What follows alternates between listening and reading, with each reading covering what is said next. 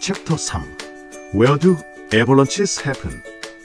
3장에선 눈사태가 발생하는 지형, 즉 애벌런치 패스에 대해 공부하겠습니다.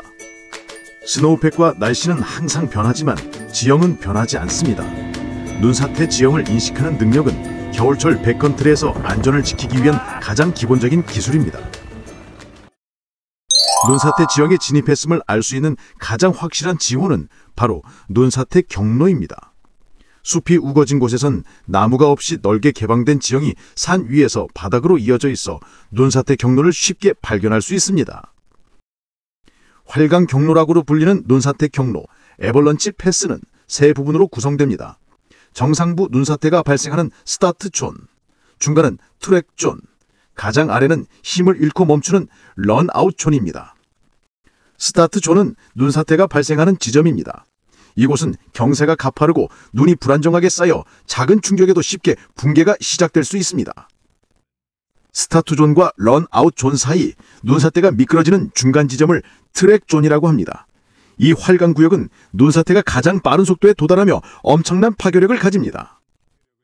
가장 아래쪽의 런아웃 존은 눈사태가 속도를 잃고 멈추는 곳입니다. 이곳은 안전하다고 생각할 수 있지만 눈사태 잔해가 대량으로 쌓여 매우 위험한 지역입니다. 눈사태 경로에 직접 서 있지 않더라도 머리 위 위험에 노출될 수 있습니다.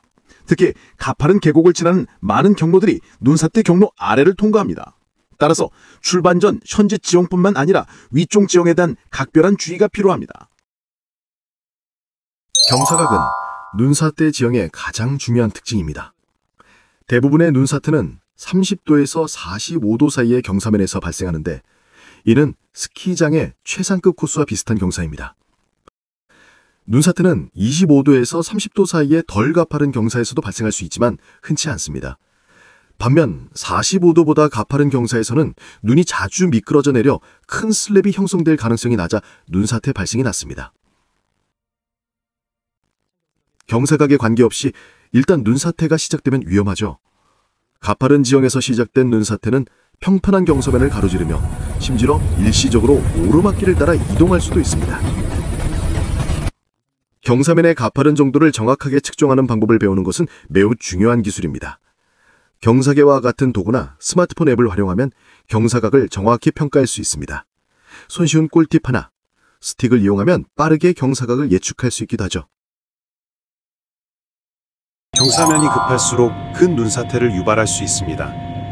낮은 경사면은 일반적으로 위험도가 낮아 안전한 경로는 좋은 기준이 됩니다. 볼록간 형태의 경사면에서 눈사태가 더 자주 발생합니다. 아래 사면의 경사가 더 가팔라지는 지점인 컨벡스몰에서 눈사태가 자주 시작됩니다. 경사가 완만해지는 오목한 경사면과 연결선상의 완경사면은 일반적으로 더 안전합니다. 하지만 충분히 가파르다면 눈사태는 발생할 수 있습니다. 볼록한 형태의 경사면은 눈사태가 촉발되기 쉬운 지점입니다. 특히 경사도가 가장 가팔라지는 볼록 롤의 가장자리에서 스노우팩이 파괴되면서 눈사태가 시작되는 경우가 많습니다. 낮은 경사면에서는 오목한 부분이 위쪽의 가파른 부분을 지탱하곤 합니다.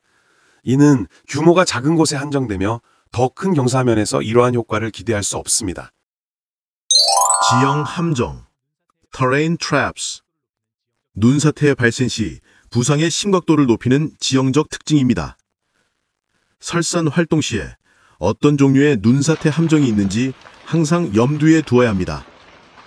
일부 터레인 트랙은 부상 위험을 증가시킵니다. 바위, 절벽, 나무 등은 작은 눈사태에도 낙상하거나 바위에 충돌하는 등 매우 위험할 수 있습니다. 좁은 협곡, 개울가, 그리고 갑작스러운 평지에서 깊이 매몰될 수 있습니다. 눈사태가 좁은 지형으로 쏠릴 때 위로 쌓이면서 매몰이 훨씬 깊어집니다. 애벌런치 패스 아래를 지날 때는 터레인 트랩스를 피하는 것이 안전합니다. 잠재적인 지형 함정을 대비하여 신중한 경로 선택이 중요합니다. 이곳은 눈사태가 협곡으로 쏟아져 깊게 쌓인 전형적인 터레인 트랩입니다. 만약 누군가 이 경로에 있었다면 깊이 매몰됐을 겁니다. 이러한 지형에서 눈사태가 발생되면 위험합니다. 절벽지대와 작은 나무들은 충격을 증가시키며 부상을 치명적으로 높일 수 있습니다. 경사면 방향, 슬로프 에스펙. 경사면의 방향 역시 눈사태 형성에 중요한 역할을 합니다. 눈사태 문제 유형을 결정짓는 핵심은 경사면의 스노우팩이 바람과 햇빛에 노출되는 정도에 따라 좌우됩니다. 바람의 방향은 중요한 고려사항입니다. 바람을 맞는 사면에 있는 눈을 바람을 등진 사면으로 이동시켜 스노우팩의 하중을 집중시킵니다. 윈드슬랩은 눈사태의 주된 위험 요소이다. 바람이 능선, 계곡 같은 곳을 가로질러 불면서 바람을 등진 면에 눈청을 형성합니다. 때로는 바람이 평소와 반대 방향으로 부는 역하중 현상으로 인해 예상치 못한 곳에 윈드슬랩을 만들며 이는 주의해야 할 함정입니다. 태양이 비치는 사면은 태양 복사열을 강하게 받습니다. 크러스트가 형성될 수 있으며 응달 사면보다 스노우팩이 얕은 경우가 많습니다. 태양을 등진 사면, 주로 북쪽과 동쪽 사면은 스노우팩이 더 깊습니다. 이 사면은 온도가 낮아 약한 층이 더 오래 보존되며 자주 발견됩니다. 경사면에서 구르는 스노우볼은 태양이 스노우팩의 온도 상승 및 약화시키는 징후입니다. 즉, 해당 경사면은 불안정해지고 있다는 뜻입니다. 바람의 눈 운반 능력은 풍속에 따라 크게 달라집니다. 초속 25에서 40km의 적당한 바람이 느슨한 눈을 효과적으로 운반하여 윈드슬랩을 만드는 이상적인 조건입니다. 약한 바람은 운반력이 부족하고 강한 바람은 눈을 넓게 분산시킵니다. 계절별 태양 복사열의 영향도 변합니다. 시즌 초반에는 주로 남쪽과 서쪽 경사면에서 태양의 영향을 볼 수 있습니다.